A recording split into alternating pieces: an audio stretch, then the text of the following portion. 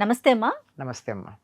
అమ్మ, కొన్ని పనులు కొన్ని ప్రదేశాల్లో మాత్రమే చేయాలి, కొన్ని కొన్ని ప్రదేశాలు పనికిరావు, కొన్ని వస్తువులు పనికిరావు. సబ్జెక్ట్లోకి వచ్చేస్తానమ్మా డైరెక్ట్గా. మంచం మీద కూర్చొని అన్ని పనులు చేసేస్తారు. అంటే అది కేవలం పడుకోవటానికి మాత్రమే కాకుండా తినడం దాని మీదే, తాగడం దాని మీదే, చదువుకోవటం దాని మీదే, టీవీ చూడటం దాని మీద నుంచే. దీనివల్ల ఏమైనా అనారోగ్య సమస్యలు వస్తాయా? అసలు పూర్వకాలంలో అసలు ఎలాంటి, అంటే పూర్వకాలంలో ఏ రూమ్కి ఆ రూమ్ ఉండటం, ప్రత్యేకించి ఒక మంచం ఉండటం, ఇలాంటి పద్ధతి ఉందా అమ్మా అసలు? లేదమ్మా, ఇంట్లో ఒకటి పందిరి మంచం అని ఒకటి ఉండేది పెద్దది. ఇంటి యజమాని పడుకోవడానికి దాని కింద గుమ్మడికాయలు అలాంటివన్నీ సేవ్ చేసి పెడుతూ ఉండేవారు. పందిరి మంచం కింద. అది అంతే తప్ప పగటిపూట మంచాలు ఇంట్లో పరిచి ఉండకూడదు. ఎత్తి పెట్టేసేయడం, పక్కలు ఎత్తేయడం, మంచాలు ఎత్తి పెట్టేయడం, ఏ పూట కాపూటకి. తెల్లారిన తర్వాత మంచం మీద పక్కా ఉండకూడదు, అది నియమం. అంతే. సాయంకాలం అవ్వగానే ఏం చేసేవాళ్ళు, దీపాలు పెట్టేయడం. అంటే ఆ దీపాలు ఉండేవి కదా, కిరసనాయిల దీపాలు, ఆ దీపాలు పెట్టడం, పక్కలు వేసుకోవడం, సాయంకాలం పనులవి. అంతేగాని రెడీమేడ్ మంచాలు ఉండేవి కాదు. పర్మనెంట్ రూమ్స్ గానీ, అందుకే ఒక రూమ్ ఉన్నా సరిపోయేదమ్మా. ఒక రూమ్ ఇంటి యజమానికి ఉండేది, ఇంటి పెద్ద ఆయనకి. మిగిలింది వేరెవరు వచ్చినా ఒక రూమ్ ఉండేది. పక్కలు ఎక్కడైనా వేసుకోవచ్చు, అన్నీ పక్కన పెట్టేసేవారు. ఏ వరండాలోనో మంచాలు ఎత్తి పెట్టేసేవాళ్ళు. అన్ని పరుపులే వాడేవారు. పరుపులు లేకపోతే బొంతలు, జంపకానాలు ఇవన్నీ మడిచి పక్కన పెట్టేస్తూ ఉండేవాళ్ళు. అది ఆరోగ్యంగానే ఉండేది, బాగుండేది. మా చిన్నతనంలో కూడా మాకంతే, ఒకే ఒక మంచం పరిచి ఉండేది, మిగిలినవన్నీ ఎత్తి పెట్టేయడమే. ఓకే. అట్లాంటిది ఇప్పుడు మరి అందుకే ఎంత ఇళ్ళు చాలటల్లా. ఎప్పుడు మంచాలు వేసి ఉండడం అనేది ప్లేస్ చాలట్లేదు, ఇల్లు సరిపోదు. నలుగురు వచ్చి కూర్చోవాలంటే మంచం మీదే కూర్చోవాల్సి ఉంటుంది. అంతే అవుతుంది. అది భయంకరమైనటువంటి పరిస్థితి, మంచం మీద కూర్చోవడం అన్నది. మరి దానివల్ల ఏమిటి అని అడిగారు కదా. ప్రతిదానికి ఒక ప్లేస్ ఉంటుంది కదమ్మా. పూజ గదిలో పూజ చేస్తాం కానీ భోజనం చేయం కదా. భోజనాల బల్ల మీద ఇంకో చెత్త పని చెయ్యం కదా. ఇప్పుడు మనకి ఈ శానిటరీ ఆర్టికల్స్ వస్తువులు ఉంటాయి, వాటి అడ్వర్టైజ్మెంట్ చేసే చోట bathroom is to A room అని అడ్వర్టైజ్ చేస్తాడు. అంటే దాన్ని కూడా బ్యూటిఫుల్గా అలంకరించుకోమని. అలంకరించుకోవడం వరకు పర్వాలేదు కానీ వేరే పనులు చేస్తామా అక్కడ? చెయ్యం కదా. ఎక్కడ చేయాల్సిన పని అక్కడ చేయాలి. కుక్కలకు కూడా తెలుసు ఎక్కడ ఏం పని చేయాలో. నీట్గా ఉన్నటువంటి చోట రోడ్డు మీద కుక్కలు 1, 2 చెయ్యవు. చెత్త ఉన్న చోటకే వెళ్ళవి చేస్తాయి. అంటే ఎక్కడే పని చేయాలో వాటికి కూడా తెలుసు. మనం ఎందుకు మర్చిపోతున్నాం ఒకదానికొకటి? ఎక్కడ చేయాల్సిన పని అక్కడ, భోజనాల దగ్గరే భోజనాలు చేయాలి. ఇప్పుడు టీవీలు వచ్చాక హాల్లో కూర్చొని భోజనాలు చేయడం లాంటివి వచ్చాయి కానీ పూర్వకాలం భోజనాలకు ప్రత్యేకమైన ప్రదేశం ఉండేది. పెద్ద ఇళ్ళు ఉంటే భోజనాల గది ఉండేది, లేదంటే వంటిల్లు ఉండేది, లేదా వరండాలు ఉండేవి. ఎక్కడో అక్కడ భోజనం చేయడానికంటూ ఒక ప్రదేశం ఉండేది. ఆ ప్రదేశంలోనే భోజనం చేసేవారు. భోజనం చేసిన తర్వాత శుభ్రంగా అదంతా అన్నం మెతుకులు అవి కింద పడతాయని అంతా తుడవడం, వీలైతే కడగడం, బాగా పాతకాలంలో అయినట్టయితే పసుపేసి అంతా అలకడం అలాంటివి చేసేవారు.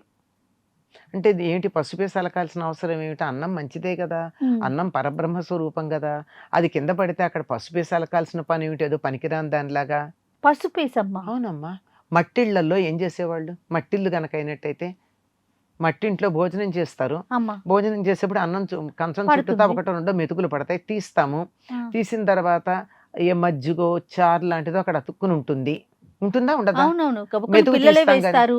పెద్దవాళ్ళకైనా ఒక పడుతుంది. ఏం చేస్తారు, అదంతా కాస్త ఆవు పేడ కానీ పసుపు వేసి కానీ అక్కడ అలికేసేవాళ్ళు అన్నం తిన్న చోట. ఎందుకు చెయ్యాలి? అన్నం పరబ్రహ్మ స్వరూపం కదా, దానికి దండం పెడతాం కదా. అన్నం మీదకు పడిన చోట నువ్వు శుభ్రం చేస్తున్నావు ఏమిటి? ఏదో చెత్తనో పనికిరాందో పడినట్టు. అంటే అది అక్కడ గనక ఉన్నట్టయితే చీమలు పడతాయి, దోమలు వస్తాయి, లేదా బ్యాక్టీరియా ఉండొచ్చు. అతుక్కుపోయి మన కంటికి కనపడనటువంటి మెతుకులేవో, ఆ మెతుకులు కదా, పలుకులేవో ఉండి దాన్ని అది పాడైపోయి బ్యాక్టీరియా రావచ్చు. ఇవన్నీ అనారోగ్య కారణాలు కదా. అది అక్కడ అలా చేసాం. ఇప్పుడు మంచం మీద కూర్చొని చేస్తే ఏం చెయ్యాలి? ఇవన్నీ చేస్తామా? చేయలేకపోతాం. అన్నం మెతుకులు ఆ పైన ఉన్నటువంటి దుప్పట్లోనో ఎక్కడో ఇరుక్కుపోతాయి కదా, పార్టికల్స్ ఉండిపోతాయి. ఉంటాయి. ఒకవేళ మెతుకన్నా తీసేసాం, మెతుకు తీసేస్తే కూడా ఏదో ఒకటి ఉండొచ్చు కదా, స్ట్రెయిన్ ఉండిపోతుంది కదా, మరక అలానే ఉండిపోతుంది. మరక అలాగే ఉండిపోతుంది కదా, చీమలు పడితే, దోమలు పడితే. ఉమ్. ఇవన్నీ ఇంత ఎక్స్ప్లెయిన్ చేయడం దేనికి? మంచం మీద కూర్చొని తినద్దు అన్నారు. కానీ కొంతమందికి ఉంది పర్మిషన్ మంచం మీద కూర్చొని తినడానికి. ఎవరికి? బాలింతలకి. బాలింతలకు ఉంది. వ్యాధిగ్రస్తులు ఉండి మంచం మించి లేవలేనటువంటి వాళ్ళు ఉన్నారు. వాళ్ళు అప్పుడెప్పుడే నెమ్మదిగా లేపి వాళ్ళకి అన్నరసం ఇస్తూ ఉంటారు. మీకు తెలుసో తెలీదో, పాతకాలం వాళ్ళు అలాంటి పరిస్థితుల్లో కూడా పక్కన ఒక కుర్చీ వేసుకుని మంచం మించి కష్టపడి కుర్చీలో కూర్చుని తింటారే కానీ మంచం మీద తినేవాళ్ళు కాదు. అంత నియమంగా. మరి అందుకే వాళ్ళు అలా ఉన్నారు. అంచేత ఎవరు మంచం మీద కూర్చుని తిన్నావు అంటే అర్థం ఏమిటి అంటే, నువ్వు బాలెంత అన్నా అవ్వాలి, రోగి అన్నా అవ్వాలి. నువ్వు రోగా కాదు కదా, కానప్పుడు మంచం మీద కూర్చుని ఎందుకు తింటావు? అవును. ప్రతి దానికి ఒక ప్రదేశం ఉంది. Everything has a place and every place has one thing అని చెప్తారు.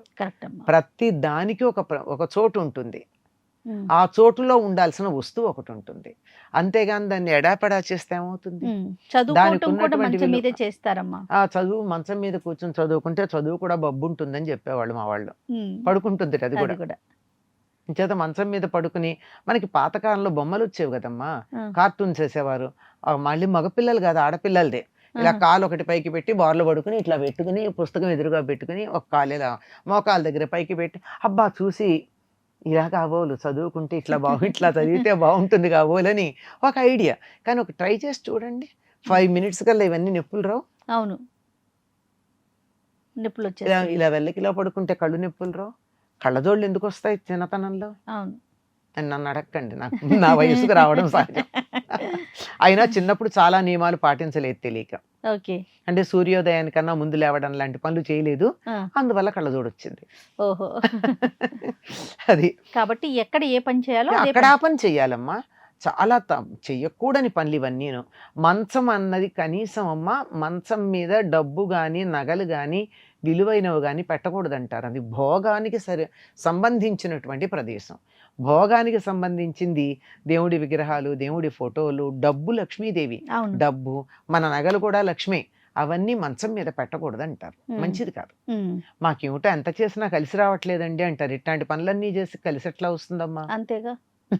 అంటే కొంచెం పెద్దలు ఏం చెప్పారో వాటిని కొన్నైనా పాటించగలిగితే, అంటే మనం చేయగలిగినంత వరకు కొంచెం ఆలోచించవచ్చు కదా. ఇప్పుడు వేరే దీని వెనకాల సైన్స్ ఉందా, దీని వెనకాల ఆధ్యాత్మికం ఉందా, ఇవన్నీ పక్కకు పెట్టండి. అన్ని పక్కకు. జస్ట్ థింక్ ఇన్ ప్రాక్టికల్ వే. నేను మాట్లాడేది ప్రాక్టికాలిటీ గురించి మాట్లాడుతున్నా. ఇందులో ఆధ్యాత్మికంగా మంచం మీద కూర్చుంటే మహాపాపం ఇలాంటివన్నీ తర్వాత చెప్పుకుందాం. అవునమ్మా, అవి ఆధ్యాత్మికంగా చెప్పేవి. ఇంకా చిన్నప్పుడు చెప్పేవారు మంచం మీద కూర్చొని అన్నం తింటే దెయ్యాలు పడతాయి అని. ఎందుకంటే వేసవి కాలంలో మాకు పాలేళ్ళు ఏం చేసేవాళ్ళు అంటే 4:30-5 కల్లా వాళ్ళు వెళ్ళిపోవాలని చెప్పి బయట అంతా చిమ్మేసి బాగా నీళ్లు చల్లి పక్కలేసి వెళ్ళిపోయేవారు. ఒక మంచం మీద పక్కేయకుండా నొలక మంచాలు ఉండేవి, 1-2 కూర్చొని కబుర్లు చెప్పుకోవడానికి అట్లా ఉంచేవి. మిగిలినవన్నీ పక్కలు పరిచి వెళ్ళిపోయేవారు. దాని మీద కూర్చొని కబుర్లు చెప్పుకోవడం ఇవన్నీ. అక్కడ కూర్చుని చిన్నతనంలో చిన్న పిల్లలు అక్కడే కూర్చొని అన్నం తిందామని కోరుకునేవాళ్ళు. చందమామని చూస్తూ అవి చూస్తూ, అప్పుడు అమ్మకి అన్నం తింటాం, అక్కడ కూర్చోకూడదు, పేటేస్తాం, కూర్చో, అక్కడ కూర్చొని తింటే దెయ్యాలు పడితే మంచం మీద కూర్చొని తింటే ఇలా అంటే అట్లా చెప్తే భయపడతారు. అంతకన్నా ఇంకేం కాదు. మాకేమో దరిద్రం, మంచం మీద కూర్చొని తింటే లక్ష్మీదేవి రాదు. దరిద్రం ఆరోగ్యానికి. అనారోగ్యం దరిద్రం కాదా? అదే పెద్ద దరిద్రం అమ్మా, పెద్ద దరిద్రం. అవునవును. ఎన్ని రకాల చీమలు పడుతూ ఉంటే మంచానికి చీమలు ఎందుకు పడతాయమ్మా? అవును, ఇదే కారణం. కరెక్ట్ గా చెప్పారు. సో అంటే ఏ పని ఎక్కడ చేయాలో అక్కడే చేయాలి. నేను మీకు ఇది కూడా బాత్రూమ్ గురించి కూడా చెప్పాను. నేను అర్థం చేసుకోవాలి. పూజ ప్రధానికి ఒక పేరు ఎందుకు పెట్టుకున్నాం వాటన్నిటికీ? వంటగది, పూజ గది, భోజనాల గది, ఇది ఇది అది ఇది నిన్ను పెట్టినప్పుడు ఎక్కడ ఏం పని చేయాలి అక్కడ చేయాలి. రైట్. అస్సలు. ఓకే అమ్మా, నమస్తే. నమస్తే. And for more videos, please subscribe to iDream. Please subscribe to iDream. Please subscribe iDream. And please subscribe to iDream. For more videos, subscribe to iDream. please like, share and subscribe to the channel. Congratulations, iDream. Subscribe to iDream. Subscribe to iDream. So subscribe to iDream Media. iDream team అందరికి huge congratulations. Please subscribe iDream Media. Please subscribe to iDream. Subscribe iDream. Please subscribe to iDream. iDream అంటే నా కళల channel subscribe చేసుకున్న నోరు తిరుగుతలేదు, మీరైతే గంట గుర్తు కొట్టండి. For more such videos, please subscribe to iDream. Subscribe to iDream. Please subscribe to iDream. Please subscribe iDream Media. Please do subscribe to iDream. Please subscribe to iDream Media. For best entertainment and information, please subscribe iDream. And don't forget to subscribe to iDream.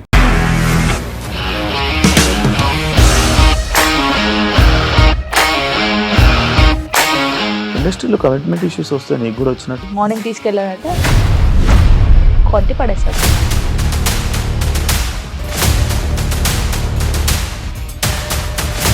ఒక్కళ్ళు కూడా చూడలేదు ఈ cinema అని చెప్పడానికి కూడా చాలా ధైర్యం కావాలి. అది నిజం కదా, దాంట్లో ధైర్యం ఏంటి? ఇది నెక్స్ట్ డే ప్లేట్ మార్చేస్తే తప్పు కదా. As of now, we are comfortable this అని నేను అనుకుంటున్నాను. రష్మిక గారిది మీది ఒకే ఊరంట కదా. నీకు కోపం వచ్చిందంటే బాగా తిట్టేత్తరా? తిట్టేద్దామండి. నిజంగా గేమ్ ని ఎలా చేంజ్ చేయగలిగారు? ఏపీఎస్ఎఫ్సి వాళ్ళకి 6 నెలల్లో నేను 6 లక్షలు కట్టా. బిజినెస్ చేయాలనుకుంటే it is as difficult as riding a tiger.